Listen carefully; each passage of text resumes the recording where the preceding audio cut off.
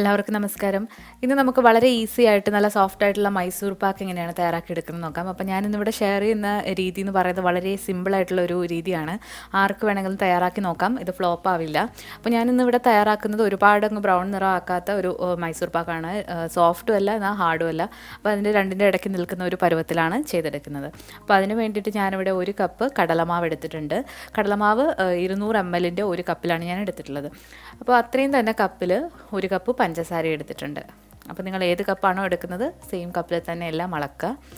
പിന്നെ അതേ കപ്പിൽ തന്നെ ഒരു 1/2 കപ്പ് നെയ്യ് എടുത്തിട്ടുണ്ട്. 1/2 കപ്പ് ഓയിലും എടുത്തിട്ടുണ്ട്. ഓയിൽ നിങ്ങൾക്ക് വെളിച്ചെണ്ണയോ സൺഫ്ലവറോ ഏത് ഓയിൽ വേണമെങ്കിലും ചേർത്ത് കൊടുക്കാം. പിന്നെ ഈ ഒരു മൈസൂർ പാക്കിന് നല്ലൊരു കളർ കിട്ടാൻ വേണ്ടിയിട്ട് ഞാൻ മഞ്ഞൾപ്പൊടിയാണ് ചേർത്ത് കൊടുക്കുന്നത്. അത് ആവശ്യത്തിന് ചേർക്കാം. അല്ലാന്നുണ്ടെങ്കിൽ നിങ്ങൾക്ക് കളർ വേണമെങ്കിൽ കളറും ചേർക്കാം. പിന്നെ വേണ്ടത് ഏലക്കാപ്പൊടിയാണ് നല്ലൊരു ഫ്ലേവറിന് വേണ്ടിയിട്ട്. പിന്നെ നമ്മൾ ഈ ഒരു പഞ്ചസാര പാനിയാക്കി എടുക്കാൻ വേണ്ടിയിട്ട് ഒരു 100 ml, അതായത് 1/4 കപ്പോളം വെള്ളവും എടുത്തിട്ടുണ്ട്. അപ്പോൾ നമുക്കിതെങ്ങനെയാണ് മൈസൂർ പാക്ക് ആക്കുന്നത് നോക്കാം. അപ്പോൾ ആദ്യം തന്നെ നമ്മൾ ഈ 1 കപ്പ് കടലമാവ് നന്നായിട്ടൊന്ന് ഡ്രൈ റോസ്റ്റ് ചെയ്തെടുക്കണം. ഡ്രൈ റോസ്റ്റ് എന്ന് പറഞ്ഞാൽ എണ്ണയൊന്നും ഒഴിക്കാതെ ഒരു പാത്രത്തിലിട്ട് റോസ്റ്റ് ചെയ്യുന്നതിനാണ് ഡ്രൈ റോസ്റ്റ് എന്ന് പറയുന്നത്. അപ്പോൾ നല്ലൊരു മണം വരുന്നത് വരെ ഇത് ലൈറ്റായിട്ട് നമുക്കൊന്ന് വറുത്തെടുക്കാം. തീ കുറച്ചിട്ടിട്ട് വേണം ഇത് വറുത്തെടുക്കാനായിട്ട്. കുറച്ച് കഴിയുമ്പോഴത്തേക്ക് ഇതൊരു ലൈറ്റ് ബ്രൗൺ നിറമാകും. അതുപോലെ തന്നെ നല്ലൊരു മണം വരുവാനും തുടങ്ങും. അപ്പോൾ നമ്മളിങ്ങനെ വറുത്തെടുത്തില്ല എന്നുണ്ടെങ്കിൽ മൈസൂർ പാക്ക് നമ്മൾ കഴിക്കുമ്പോൾ ഒരു പച്ച ചൊവ ഫീൽ ചെയ്യും. പിന്നെ ഇതിലേക്ക് നമ്മൾ കളറിന് ആവശ്യമായിട്ടുള്ള മഞ്ഞൾപ്പൊടി കൂടി ചേർത്ത് കൊടുത്തിട്ടുണ്ട്.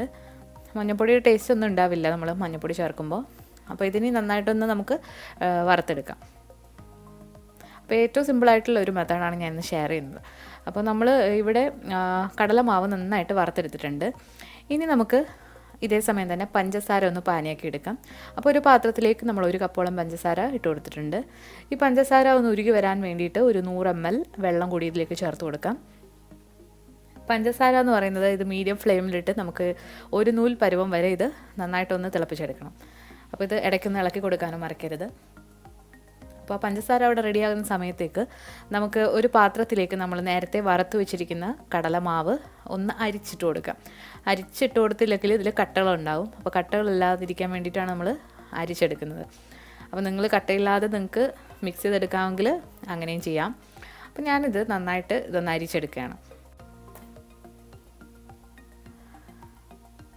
അപ്പോൾ ഇത് നന്നായിട്ട് തന്നെ അരിച്ചെടുക്കുക.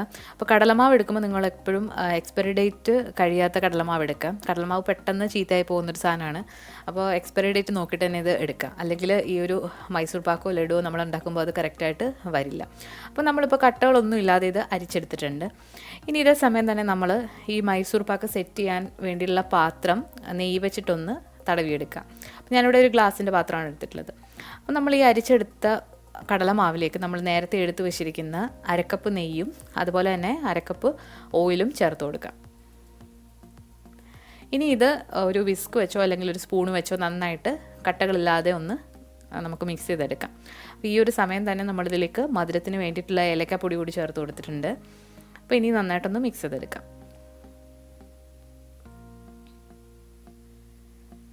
അപ്പോൾ ഇങ്ങനെ നമ്മൾ മിക്സ് ചെയ്തിട്ട്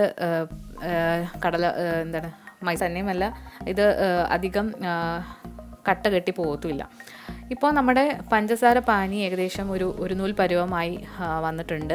അപ്പോൾ നമ്മളിങ്ങനെ ഫിംഗർ വെച്ചിട്ടിങ്ങനെ നോക്കുമ്പോൾ ഒരു നൂൽ പോലെ അത് ഇങ്ങനെ വരും. അപ്പോൾ അതാണ് അതിൻ്റെ കറക്റ്റ് പരുവം. അപ്പോൾ ഈ ഒരു പരുവം വരുമ്പോൾ മാത്രമാണ് നമ്മൾ ഇതിലേക്ക് ഈ നേരത്തെ കലക്കി വെച്ചിരിക്കുന്ന നെയ്യും കടലമാവും കൂടെയുള്ള കൂട്ട് ഇതിലേക്ക് ഒഴിച്ചു കൊടുക്കുക. അപ്പോൾ ഇനി ഇത് ഒഴിച്ചു കൊടുത്തതിന് ശേഷം ഇടവിടാതെ തന്നെ ഇളക്കി കൊടുക്കുക. അപ്പം നോൺ സ്റ്റിക്കിൻ്റെ ഒരു പാത്രം എടുക്കുകയാണെങ്കിൽ ഒന്നുകൂടി ഈസി ആയിരിക്കും ഇത്. അപ്പോൾ ഇത് ഇങ്ങനെ ഇളക്കി കൊടുക്കുക. അപ്പോൾ തീ ഒരു മീഡിയം ഹൈ ഫ്ലെയിമിലിട്ടാണ് നമ്മളിത് ചെയ്തെടുക്കുന്നത്. അപ്പോൾ ഇത് നന്നായിട്ട് ഇളക്കി കൊടുക്കുക. ഇപ്പോൾ ഇതുപോലെ ഒരു പരുവത്തിലാകും. അപ്പോൾ ഈ ഒരു പരുവത്തിൽ നമ്മൾ സെറ്റ് ചെയ്യാനായിട്ട് വെക്കുകയാണെങ്കിൽ സോഫ്റ്റ് മൈസൂർ പാക്ക് കിട്ടും. ഇനി അതല്ല നിങ്ങൾക്ക് ആ മൈസൂർ പാക്കിൻ്റെ കറക്റ്റ് ടെക്സ്ചർ ഒന്നുകൂടെ ഹാർഡായിട്ടുള്ളത് വേണമെങ്കിൽ കുറച്ച് സമയം കൂടി ഇതുപോലെ ചെയ്തെടുക്കുക. അപ്പോൾ ഞാനിവിടെ ഒരുപാട് ബ്രൗൺ ആക്കാതെയാണ് ഈ ഒരു മൈസൂർ പാക്ക് എടുത്തിട്ടുള്ളത്. അപ്പോൾ നമ്മൾ കടകളിൽ നിന്നൊക്കെ ബ്രൗണും യെല്ലോവും കൂടെ ചേർന്നിട്ടുള്ള മൈസൂർ പാക്ക് കിട്ടും. അപ്പോൾ അത് നിങ്ങൾക്ക് വേണമെന്നുണ്ടെങ്കിൽ കൂടുതൽ സമയം ഇതിലിട്ട് ബ്രൗൺ നിറാകുന്നവരെ ചെയ്തെടുക്കുക. അപ്പോൾ ഞാനിതിപ്പോൾ യെല്ലോ കളറിൽ തന്നെയാണ് ചെയ്തെടുത്തിട്ടുള്ളത്. അപ്പോൾ ഇനി ഇത് പെട്ടെന്ന് തന്നെ ഈ ഒരു പാത്രത്തിലേക്ക് മാറ്റുകയാണ്. നല്ലതായിട്ട് ഇതുപോലെ വിട്ട് വന്നിട്ടുണ്ടാകും. അപ്പോൾ നമ്മളിത് മാറ്റി കൊടുത്തതിന് ശേഷം ജസ്റ്റ് ഒന്ന് മുകൾ ഭാഗം ഒന്ന് ലെവൽ ചെയ്ത് കൊടുക്കുക. ഇനി നമുക്കിത് ഒരുപാടങ്ങ് പ്രസ് ചെയ്ത് കൊടുക്കുകയാണെങ്കിൽ നല്ല ഒരേപോലെയുള്ള ടെക്സ്ചറിൽ ഇത് കിട്ടും. ഇനി അതെല്ലാം നിങ്ങൾക്ക് കുറച്ച് ഇടയ്ക്ക് ഹോൾസൊക്കെ വേണമെന്നുണ്ടെങ്കിൽ ഒരുപാട് പ്രസ് ചെയ്ത് കൊടുക്കാതിരുന്നാൽ മതിയാകും. അപ്പോൾ ഇത് ഞാൻ നന്നായിട്ട് പ്രസ് ചെയ്ത് കൊടുത്തിട്ടാണ് ഈ ഒരു മൈസൂർ പാക്ക് എടുത്തിട്ടുള്ളത്. അപ്പോൾ ഞാനൊരു സ്പൂണ് വെച്ചിട്ട് ഇതിൻ്റെ മുകൾ ഭാഗം ഒന്നുകൂടെ നല്ലോണം പ്രസ് ചെയ്ത് കൊടുക്കുന്നുണ്ട്. അപ്പോൾ അത് നിങ്ങളുടെ ഇഷ്ടമാണ്. അതുപോലെ തന്നെ എൻ്റെ കളറും പരുവും നിങ്ങൾക്ക് കൂടുതൽ സമയം ഒന്നുകൂടി ഇടുകയാണെങ്കിൽ ബ്രൗൺ നിറം താഴെ വന്നിട്ടുണ്ടാകും.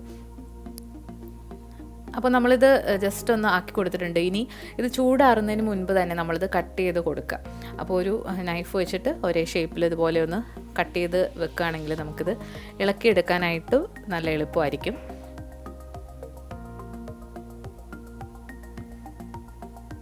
അപ്പോൾ നമ്മളിതിന് മുൻപ് ലഡു ചെയ്തിട്ടുണ്ട്, കടലമാവ് വെച്ചിട്ടുള്ള യെല്ലോ കളർ ലഡു. അപ്പോൾ ഇത് ഇതുവരെ കണ്ടിട്ടില്ലാത്തവർ തീർച്ചയായിട്ടും ഒന്ന് കണ്ടു നോക്കണം.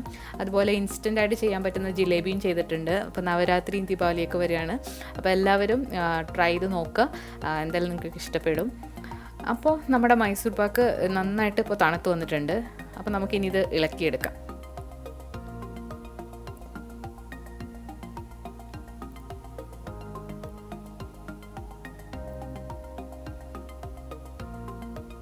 അപ്പോൾ നല്ല ടേസ്റ്റിലുള്ള മൈസൂർ പാക്കാണിത്.